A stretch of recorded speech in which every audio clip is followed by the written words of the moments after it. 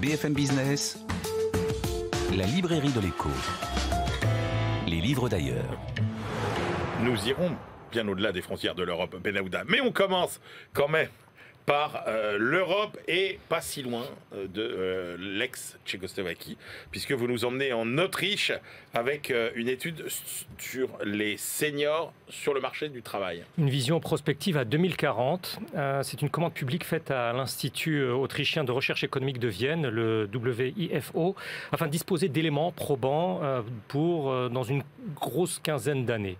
Alors Thomas Horvath et ses collègues partent du constat d'une situation démographique en Autriche somme toute meilleure qu'ailleurs en Europe centrale et notamment en République tchèque et en Slovaquie, tirée par une immigration nette encore relativement élevée. Pour espérer une préservation, nous disent-ils, du rythme de croissance économique, une nouvelle augmentation du taux de participation au marché du travail va s'avérer tout à fait nécessaire pour espérer une population active autour de 4,8 millions de personnes à cet horizon de 2040. Alors le scénario de référence du rapport se révèle plutôt favorable, avec une hausse de l'offre de main-d'œuvre de 176 000 personnes entre 2018 et 40, ce qui pourrait à peu près compenser le recul de la démographie. Alors comment? Essentiellement par une progression de la participation des travailleurs âgés de plus de 55 ans, plus 221 000, tandis que le nombre de ceux entre 25 et 54 diminuerait de 33 000. Mais les auteurs préviennent quand même que les pouvoirs publics vont devoir en passer par une politique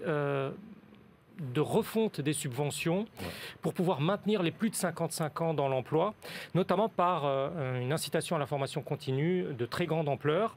Les économistes envisagent bien sûr aussi des scénarios alternatifs pour mieux insister en fait sur un impératif pour ce pays, celui de renforcer l'accompagnement des travailleurs souffrant de problèmes de santé, à la fois par la prévention et l'adaptation du travail. Les projections de ce point de vue à l'échelle d'un pays de 9 millions d'habitants semblent décisives.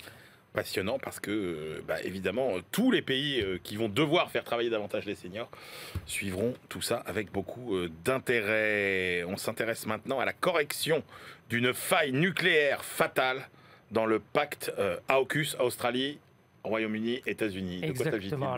On a vu en début de semaine cette méga commande par l'Australie de sous-marins nucléaires qui a été officialisée dans le cadre de ce pacte militaire qui lie l'Australie au Royaume-Uni et aux États-Unis et qui est destiné en fait à tenir tête à la Chine dans cette zone dite Indo-Pacifique.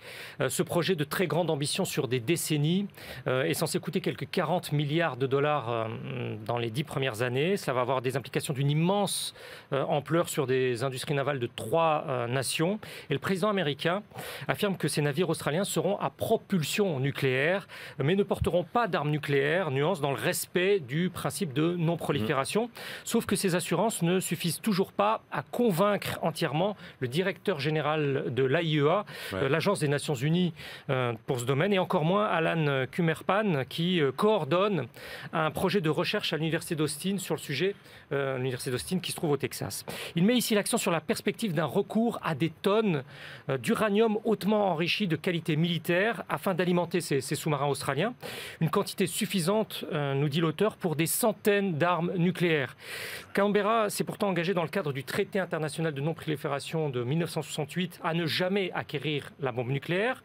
Il ne compte pas d'ailleurs, le dit-il, mais différents pays en Asie et en Europe considèrent que si ce choix de combustible est confirmé, le précédent serait tout à fait dangereux à l'échelle mondiale. Ce spécialiste militant contre la prolifération de l'arme nucléaire estime qu'il y a encore largement le temps de trouver une solution avec de l'uranium faiblement enrichi. Les Américains effectuent des recherches dans ce sens depuis 2016. Le mois dernier, sur ce sujet, l'amiral australien à la tête du groupe de travail a déclaré à la télévision de son pays « Nous accepterons le réacteur qu'ils nous donneront ». On comprend donc que c'est Washington qui décidera de l'affaire. La diplomatie conservatrice de la Russie, fondée sur les valeurs, et toujours ce que vous adorez, Benahouda, c'est nous livrer la critique chinoise. Tout à fait. Sujet. Et normalement, dans les jours qui viennent, le président Xi Jinping doit se rendre à Moscou et pour la première fois prendre contact avec le chef de l'État ukrainien. Et voici une critique académique tout à fait accablante de la politique étrangère russe, rédigée par 2 universitaires chinois. Elle nous est parvenue par une lettre spécialisée de très grand intérêt sur Substack qui s'appelle Signification. Alors je me permets d'épeler Signification, SINI F-I-C-A-T-I-O-N, pour ceux que ça intéresse. Et la traduction est effectuée par Daniel Crane, qui enseigne à Shanghai.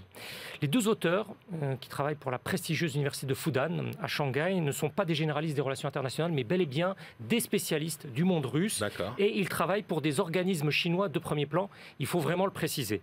Comme l'écrit Signification, il y a de quoi s'étonner d'un tel ton, vraiment, à moins que ça ne fasse qu'illustrer la possible coexistence en Chine de courants contradictoires entre sympathisants et sceptiques de cette Russie contemporaine. Pour Feng Yijun et Wang Longji, cet État s'est donné pour mission messianique de diffuser ses valeurs conservatrices dans le monde comme une réaction contre le néolibéralisme, mais aussi comme le résultat de son propre échec à s'occidentaliser. Mais ce néoconservatisme, nous dit-il, de Vladimir Poutine, s'apparente à une bulle discursive, à une coquille vide, je cite toujours, qui ne viserait qu'à obtenir un soutien intérieur et extérieur, donc de la Chine, pour ses politiques. Ces deux chercheurs chinois jugent que si Moscou cherche à renverser l'ordre mondial dirigé par Washington, il faudrait au moins se doter d'une alternative crédible. Pire, écrivent-ils, la Russie n'a pas de modèle viable de développement. Elle est à la traîne, je cite encore, dans la 4e révolution industrielle et subit le double défi de la lutte contre le changement climatique et de la transition énergétique, avec un capital humain dont la situation ne cesse de se détériorer, écrivent-ils. Autre phrase marquante, il y a un exode du savoir, un exode de la richesse, un exode des élites. La guerre en Ukraine s'apprête enfin l'attrait de ce conservatisme messianique et affaiblirait l'influence économique et politique de la Russie. C'est vraiment une surprenante lecture chinoise. Formidable. Merci beaucoup, Benaouda Abdelhaim. Allez, c'est l'heure de nos ultimes choix.